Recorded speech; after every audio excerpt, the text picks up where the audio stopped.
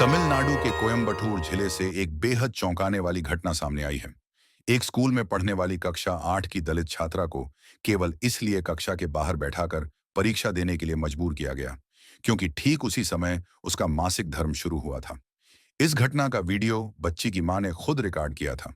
मामले के सामने आने के बाद से लोग गुस्से में हैं। घटना कोयम्बटूर जिले के एक मैट्रिक हायर सेकेंडरी स्कूल की है।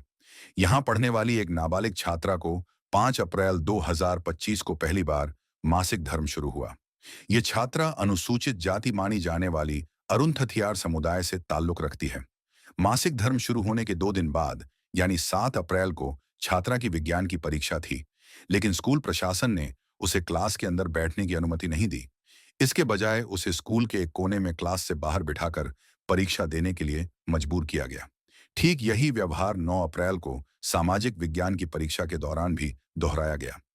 छात्रा ने यह बात 7 अप्रैल की शाम को अपनी मां को बताई। मां को जब यकीन नहीं हुआ तो वो 9 अप्रैल को स्कूल पहुंची और उन्होंने अपनी बेटी को वाकई कक्षा से अलग बैठे हुए देखा। उन्होंने इस दृश्य को अपने मोबाइल फोन में रिकॉर्ड कर लिया। यह वीडियो जैसे ही सोशल मीडिया पर आया, हड़कंप मच गया। लोगों ने इस पर हंगामा करना शुरू किया और इसे पूरी तरह भेदभाव का उदाहरण बताया।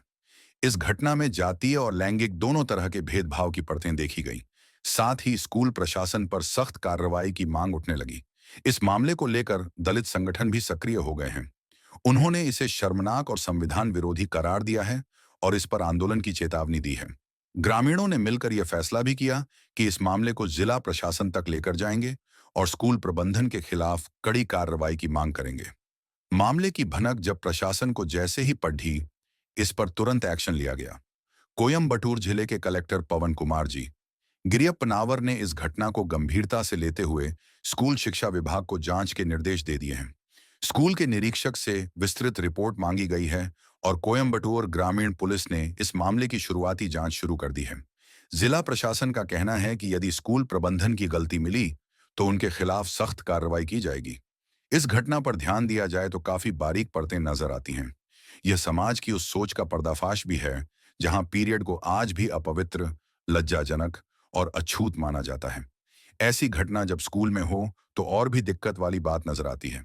स्कूलों को बदलाव का केंद्र होना चाहिए, लेकिन वहां इस तरह की घटनाओं को बढ़ावा देना पूरे सामाजिक तंत्र की विफलता का संकेत है। माहवारी एक जैविक प्रक्रिया है जिसे लेकर विज्ञान भी स्पष्ट है और संविधान भी। फिर भी कई बार इसे एक सामाजिक अपराध की तरह देखा जाता है। इस मामले में न सिर्फ लिंग आधारित भेदभाव हुआ, बल्कि जाति आधारित अपमान भी शामिल रहा। यह दोहरे भेदभाव का एक क्रूर उदाहरण है। ये घटनाएं उस समय घट रही हैं जब चारों ओर लड़कियों की पढ़ाई पर विशेष ध्यान देने की बात की जा रही है। इस घटना से इस बात पर भी बल मिलता है कि शिक्षा व्यवस्था में काम कर रहे लोगों को संवेदनशीलता, सहानुभूति और सामाजिक एकता की ट्रेनिंग देना जरूरी है।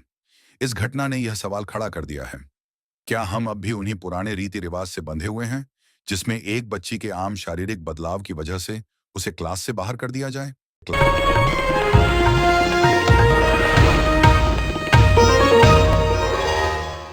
Copyright disclaimer under Section 107 of the Copyright Act 1976. Allowance is made for fair use for purposes such as criticism, comment, news reporting, scholarship, and research. Fair use is a use permitted by copyright statute that might otherwise be infringing.